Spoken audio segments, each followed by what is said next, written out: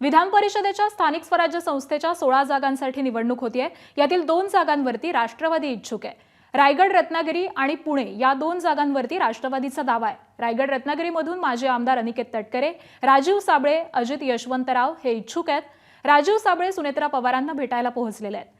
अजित यशवंतराव हे देखील सुनेत्रा पवारांना भेटण्यासाठी पोहोचलेले आहेत। तर पुण्याच्या स्थानिक स्वराज्य संस्थेच्या जागेवरती निवडणूक लढवण्यासाठी माजी आमदार सुनील टिंगरे, विक्रम काकडे, माजी आमदार रमेश अप्पा थोरात, माजी आमदार विलास लांडे, नाना काटे हे इच्छुक आहेत। पुण्यातून इच्छुक रमेश अप्पा थोरात सुनेत्रा पवारांना भेटण्यासाठी आता दाखल झालेत। आणि याच सगळ्या संदर्भामध्ये अपडेट जाणून घेऊयात। आमचे प्रतिनिधी निलेश बुधावले सध्या आपल्या सोबत आहेत। निलेश, या विधान परिषदेच्या निवडणुकीच्या अनुषंगाने राष्ट्रवादीमध्ये इच्छुकांची भाऊगर्दी दिसतेय, कशा पद्धतीने निवड करण्यात येईल?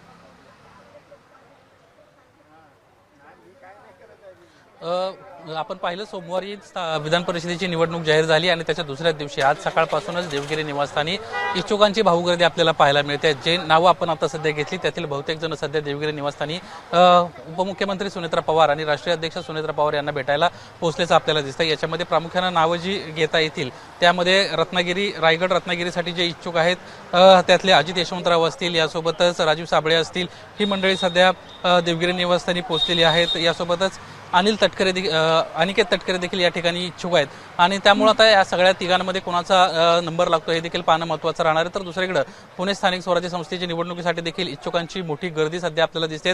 ज्या सध्या जी नावं चर्चेत आहेत त्याच्यामधली प्रामुख्याने नावं घ्यायची तर माजी आमदार सुनील टिंगरे, विक्रम काकडे, माजी आमदार रमेश अप्पा थोरात, माजी आमदार विलास लांडे, नाना काटे हे देखील इच्छुक मंडळी आहेत। यातील विलास लांडे हे सध्या या ठिकाणी त्यांच्या शिष्टमंडळासह पोहोचले होते। सुनेत्रा पवार यांना त्यांना निवेदन देखील दिलेलं आहे। रमेश अप्पा थोरात देखील काही वेळापूर्वी या ठिकाणी पोहोचलेत आणि त्यांच्या वतीने देखील आपल्याला ही जागा मिळावी अशा पद्धतीची मागणी होताना दिसते।